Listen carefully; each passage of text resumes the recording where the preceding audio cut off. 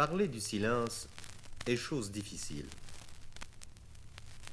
Et je l'ai compris une fois de plus, au moment de m'y essayer pour tenir ma promesse.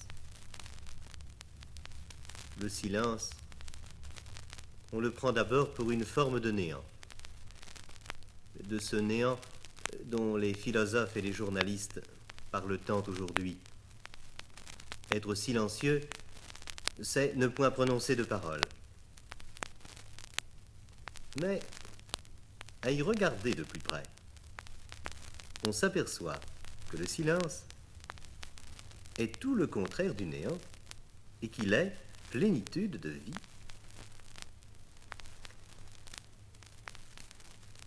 C'est dans la nature d'abord que nous trouvons le silence. Chacun de nous en a fait l'expérience. Personnellement, la révélation m'en a été donnée, avec une singulière profondeur, un jour dans les Alpes. J'étais assis au bord du Vextal, en Engadine. À mes pieds, la vallée se creusait brusquement. Au fond, tout en bas, le torrent coulait, jailli du glacier. De l'autre côté, c'était à nouveau le puissant ressaut des cimes. Ainsi, la vallée formait comme un immense berceau. Mais ce berceau n'était pas vide. Il était tout empli de silence. J'étais seul, pas un bruit alentour, et pourtant, l'oreille, celle du corps comme celle de l'âme, percevait le silence. Et le silence était quelque chose de si vaste et de si profond que j'en étais inondé comme par une mer. Et si quelque léger bruit, le cri d'un oiseau, la chute d'une pierre, venait troubler ce silence, le son en était tout ensemble, si exact, si pur et si dense, qu'il me paraissait n'en avoir jamais entendu de pareil. Lorsqu'il jaillit de l'homme lui-même, le silence est plus significatif encore. Il signifie d'abord que quelqu'un s'abstient de parler. Et non seulement de parler extérieurement, mais aussi de parler intérieurement. Soit par exemple, qu'il cesse de discuter mentalement avec quelqu'un, soit qu'il se refuse à jouer plus longtemps un personnage. Et l'on peut dire que jusqu'au fond du cœur, il a renoncé à la parole. Alors surgit en lui le silence. Et parfois, en de certaines heures, un silence large et puissant comme un univers, et tel que l'homme entend sa propre vie. C'est alors que les voix intérieures commencent à se faire entendre. Par exemple, l'ardente nostalgie du bien, ou le reproche de la conscience au souvenir d'une mauvaise action, ou encore un sentiment de gratitude envers une personne. Et si on laisse ces voix s'abîmer elles-mêmes dans le silence, une autre voix, plus profonde encore, pourra alors s'élever, si légère et si proche qu'elle est trop souvent étouffée par les autres, la voix de Dieu qui s'exprime sans aucune parole. Mais il faut pour cela le silence total. Dès qu'on parle, ou que d'autres parlent, rien ne se fait entendre.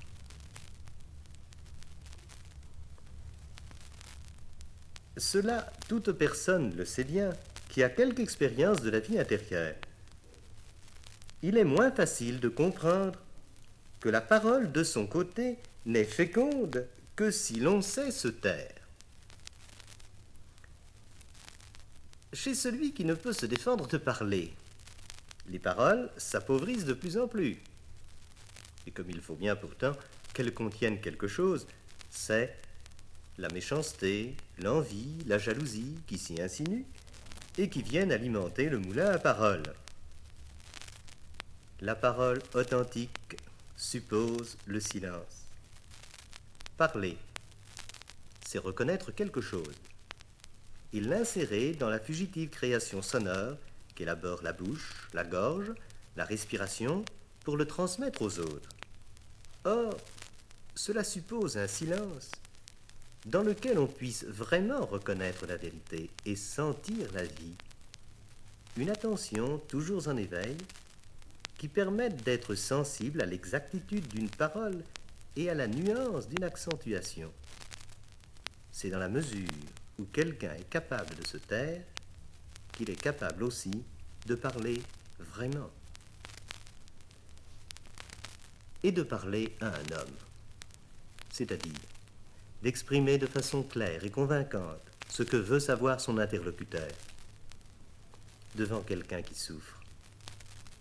Trouver la parole qui console et qui réconforte devant celui qu'on aime, dire le mot qui touchera son cœur. Et aussi de parler à Dieu. Mais que fait-on le plus souvent lorsqu'on parle à Dieu? On laisse ces paroles s'orienter vers une certaine région obscure, vers je ne sais quels espaces interstellaires et vides. Ce n'est pas là parler à Dieu. Lorsque je parle à un homme que j'estime et que j'aime, je le regarde en face, ou tout au moins, je cherche son visage, et derrière son visage, son cœur. C'est le vrai but de ma parole, c'est là seulement qu'elle trouvera audience. Il en va de même avec Dieu. Il faut que je cherche sa face. Mon âme te cherche, ô Seigneur, s'écrie le psalmiste. En tout temps, je cherche ta face. Naturellement, Dieu n'a pas un visage comme le nôtre, mais nous sommes créés à son image. Et c'est pourquoi nous trouvons en lui, sous une forme infiniment plus parfaite, ce que nous appelons le visage. C'est-à-dire que Dieu peut se tourner vers nous et nous prodiguer sa sollicitude et son amour. C'est vers ce but que notre parole doit s'orienter. Prier, c'est donc avant tout chercher la face de Dieu. Mais cela n'est possible qu'à partir du silence intérieur. Et c'est également de ce silence que monte la parole digne de cette face sacrée. Parole qui n'est pas folie ou vain bavardage, mais parole respectueuse et pure. On voit maintenant comment ces deux temps, parole et silence, se trouvent liés l'un à l'autre. Seul qui sait se taire peut aussi parler. Un animal ignore le silence, il est muet, tout simplement. Et lorsque celui qui ne profère habituellement que des sottises s'arrête pour un instant d'ouvrir la bouche, il n'y a point là de silence, mais seulement l'interruption d'un certain ramage. Le silence et la parole forment donc un tout. Et c'est une grande chose de songer qu'il n'existe aucun nom pour ce tout que forment le silence et la parole. C'est là un mystère. Je pense qu'il dévoile l'essence de l'homme.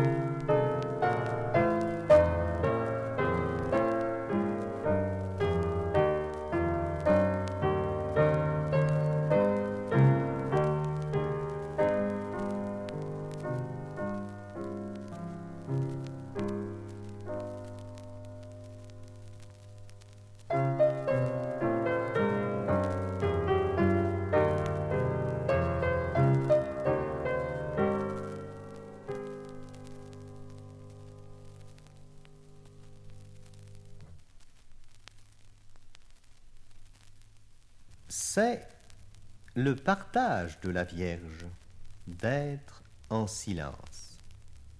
C'est son état, c'est sa voix, c'est sa vie. Sa vie est une vie de silence qui adore la parole éternelle. En voyant en son sein, en ses bras, cette même parole, la parole substantielle du Père, être muette et réduite au silence par l'état de son enfance, elle rentre en un nouveau silence et y est transformée à l'exemple du Verbe incarné qui est son Fils, son Dieu et son unique amour. Et sa vie se passe ainsi de silence en silence, de silence d'adoration en silence de transformation. Son esprit et ses sens conspirant également à former et à perpétuer en elle cette vie de silence.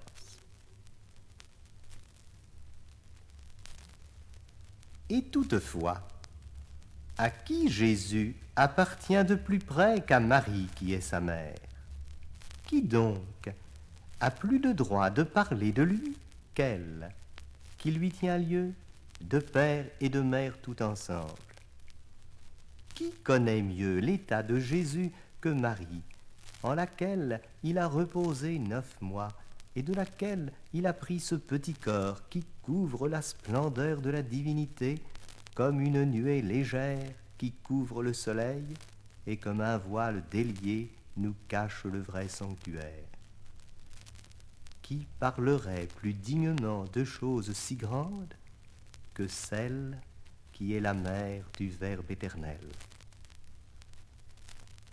Et toutefois, elle est en silence, ravie par le silence de son Fils Jésus. Et le silence de la Vierge n'est pas un silence de bégaiement et d'impuissance, c'est un silence de lumière et de ravissement. C'est un silence plus éloquent dans les louanges de Jésus que l'éloquence même. C'est un effet puissant et divin dans l'ordre de la grâce, c'est-à-dire un silence opéré par le silence de Jésus, qui imprime ce divin effet en sa mère et qui l'attire à soi dans son propre silence et qui absorbe en sa divinité toute parole et pensée de sa créature.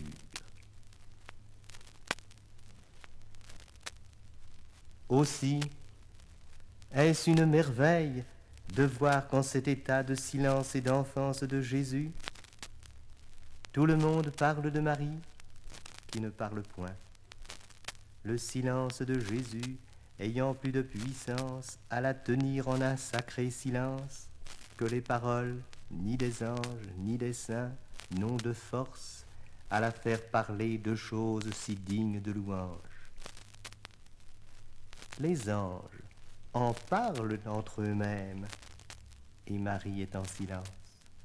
Les pasteurs courent, parlent et Marie est en silence. Les rois arrivent, parlent et font parler toute la ville, tout l'État et tout le sacré synode de Judée. Et Marie est en retraite et en silence. Siméon parle au temple, et Anne la prophétesse, et tous ceux qui attendent le salut d'Israël. Et Marie offre, porte, donne, reçoit et rapporte son Fils en silence. Tant le silence de Jésus a de puissance et d'impression secrète sur l'esprit et le cœur de la Vierge, et la tient puissamment et divinement occupée et ravie en silence.